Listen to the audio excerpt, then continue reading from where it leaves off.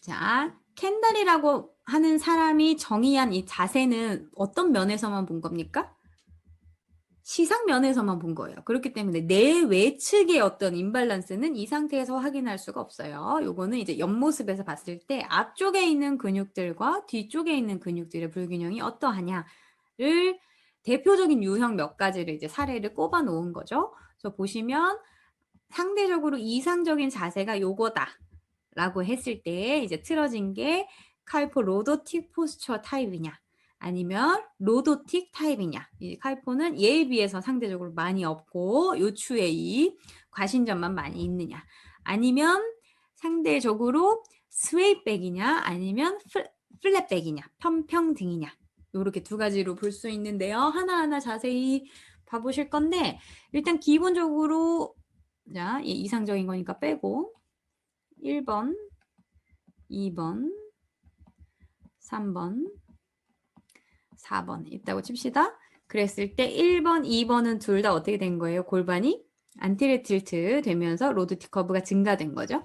그리고 3번과 4번은 포스테리어 틸트 된 거죠. 지금 보시면 얘가 ASIS고 얘가 치골결합이죠. 치골결합이 더 앞으로 나와 있죠. 얘가 ASIS고 여기가 치골결합이죠. ASIS고 여기가 치골결합이죠. 어때요? ASIS가 더 앞으로 나와 있죠. 그러니까 요 랜드마크로 보시는 게 정확합니다. 그래서 봤을 때 이 스웨이백과 플랫백은 이렇게 포스테리어 틸트로 나뉘어지고 여기서 어떤 체중의 쉬프트, 변이가 가장 많이 나타나는 거는 바로 뭡니까? 스웨이백이죠. 스웨이백. 그리고 똑같이 골반이 포스테리어 틸트 되어 있는데 상대적으로 지금 보면 대전자의 위치가 어떻게 돼 있어요? 중심선으로부터 앞으로 많이 나가 있죠. 그죠?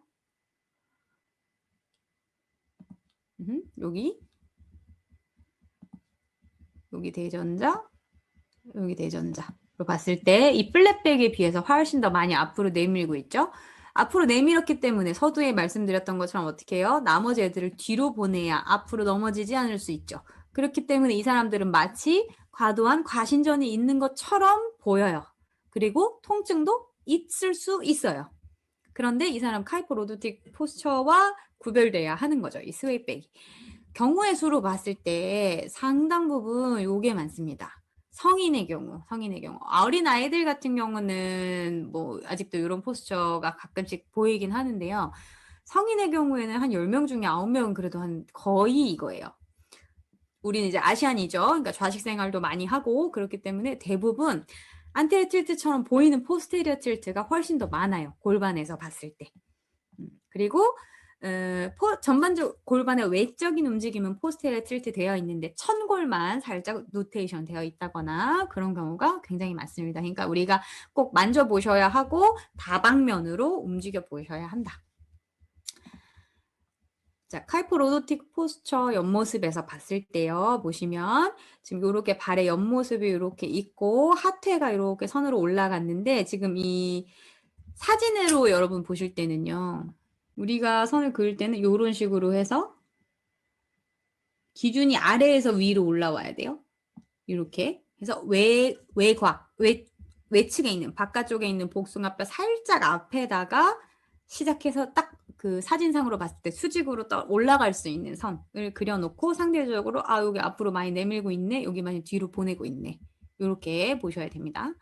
그래서 보시면 칼포 로도틱 포스처가 있는 경우에는 상대적으로 핏은 slightly plantar flexion 되어 있대요. 이 말은 뭐예요? 지금 발은 어차피 지면에 닿아 있기 때문에 발이 움직여요? 안 움직여요. 발은 닿아져 있고 하태가 플란타 플렉션 됐다는 건 발등과 어디 갔어요? 이렇게 발등과 하태의 공간이 멀어졌다는 뜻이죠. 그죠? 근데 발을 움직일 수 없으므로 얘가 움직였다는 뜻이겠죠. 이 티비아가 뒤로 살짝 밀려 있는 거겠죠. 무릎은 이 티비아가 살짝 뒤로 밀려남으로 인해서 약간 하이퍼 익스텐션, 과신전 되어 있다라고 나오고요. 그 다음에 골반은 어떻게 돼요? 앞쪽으로 기울여진 모습. 앞쪽으로 기울여지면서 요추에서는 과신전이 생기고 흉추에서는 후만이 심하게 만드시면 견갑골은 어떻게 됩니까? 외전되죠. 능형근이 늘어나면서 외전될 수밖에 없죠. 그 다음에 후만이 심해진 커브를 다시 가운데로 찾아와야 하니까 경추에서는 신전이 이제 과도해질 수밖에 없겠죠. 그래서 보시면 상대적으로 짧아지거나 뭐 타이트해지는 머슬들, 그다음에 약해지는 머슬들 다 참고를 하시면 되겠죠. 사실은 칼포 로도틱 포스처는 비교적 어떤 엑서사이즈를 해드리기에 간단합니다. 간단하고요. 옆에서 봤을 때 요런 모습이 이제 많이 보인다라고 하면 우리가 선택해야 되는 부위 뭐 있어요? 아, 골반부터 움직여야겠구나. 여기 흉추의 움직임 많이 한번 확인해 봐야 되겠구나. 뭐 요런 거 이제 봐야 되겠죠. 근데 칼포 로도틱 뭐 이게 옆에서 봤을 때 이런 커브가 많이 없어요. 이런 특징적인 부분이 많이 없고 뒤에서 봤을 때만 뭐 시프트라든지 변이가 많으면 거기서부터 이제 그 운동면에서 시작을 해야 되는 거죠. 로도틱 포스처. 약간 밀리터리 포스처랑도 비슷한 양상인 거죠. 그죠? 보면은 딱 봤을 때 좀 되게 긴장하고 있는 것 같은 모습. 그래서 보면 여기 부분을 이렇게 많이 들어 올리고 있는 것처럼 보여요. 그러니까 이 앞에서 보신 거에 비해서 상대적으로 흉추에는 후만이 적으면서 이 로도틱 커브만 갖고 있는 게 이제 로도틱 포스처의 특성인데 그러하다 보니 얘가 지금 이렇게 앞으로 하나가 이제 내려갔잖아요. 그죠? 그럼 체중 딜리버리를 위해서 어떻게 해요? 얘를 위로 열어야 위로 밀어내줘야 살짝 등이 뒤로 밀려지게 되면서 앞뒤 밸런스를 맞출 수 있을 거잖아요. 체중에 대한 밸런스를. 그렇기 때문에 얘를 이렇게 많이 열고 있죠. 이런 경우에 이렇게 당연히 요추에 있는 부분 과도하게 긴장되겠죠. 컨트롤 할 때 우리는 어떻게 해야 돼요? 이렇게 많이 열려져 있는 부분에서 딱딱해져 있다면 브리딩 먼저 컨트롤 하는 게 훨씬 더 좋습니다. 우리 횡격막을 잘 생각해 보시면 걔가 이 립에 붙어 있죠. 립에 붙어서 가운데 있는 중심 건으로 모아지고 그 다음 어디랑 연결되냐면 요추 밑으로 이렇게 내려온단 말이에요. 그리고 그 옆에 뭐가 있어요? 장요근과 요방형근이 있죠.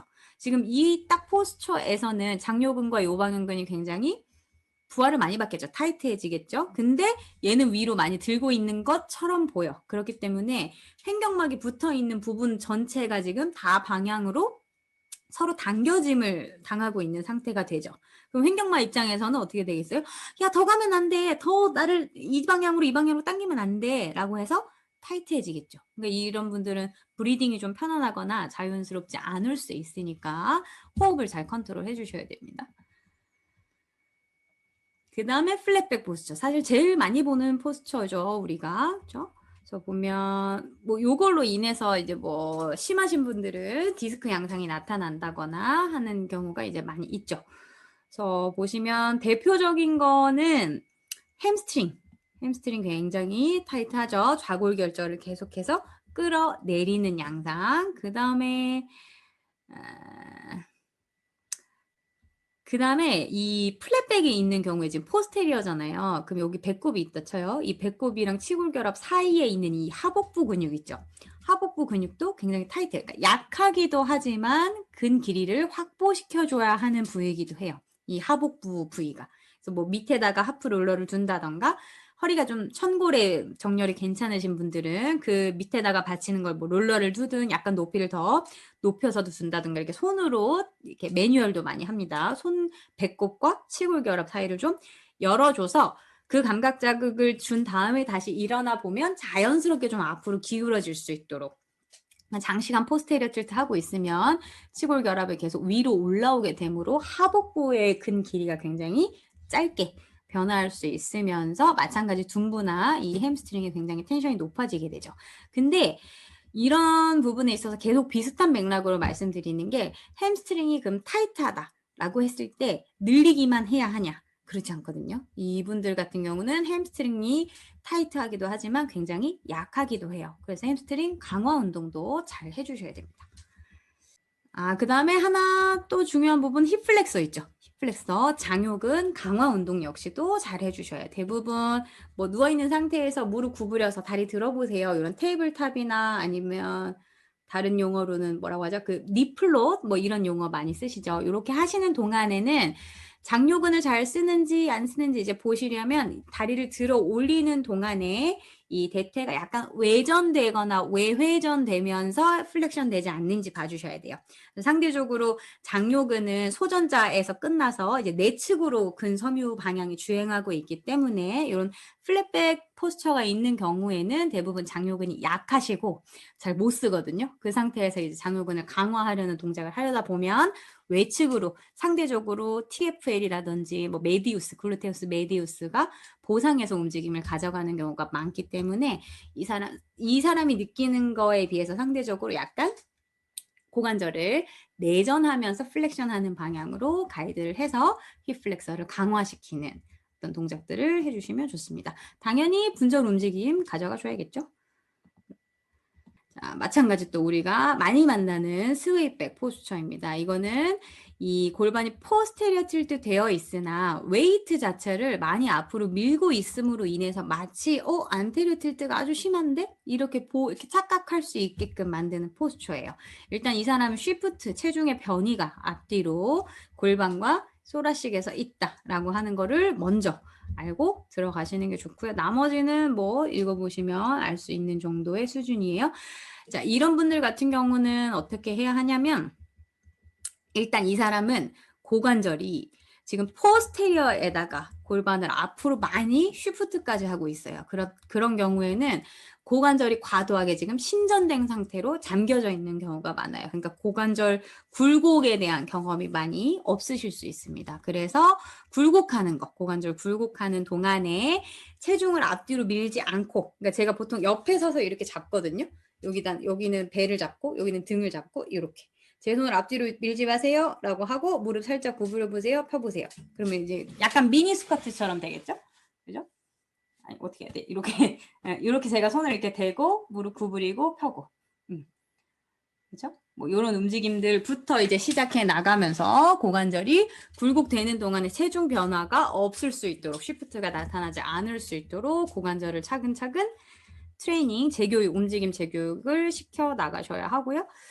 여기 보시면 인터널 오블리큐가 짧아지거나 타이트해지는 머슬이에요. 그러니까 이런 경우 같은 경우는 이렇게 약간 무너진 것 같은, 주저앉은 것 같은 양상이 있기 때문에 이 복부 근육 자체도 많이 타이트해질 수 있어요. 그러니까 복부 강화 운동 많이 아마 하실 텐데 그거만큼 또 많이 늘려줘야 되는 부위이기도 해요. 특히 외복상은 이런데, 그 다음에 하복부 이런데. 그래서 얘를 좀 간격을 많이 늘려주셔야지 이 사람이 스스로 자세를 좀 정렬해서 돌아올 수 있는 어떤 환경이 된다라고 이해하시면 될 것 같습니다.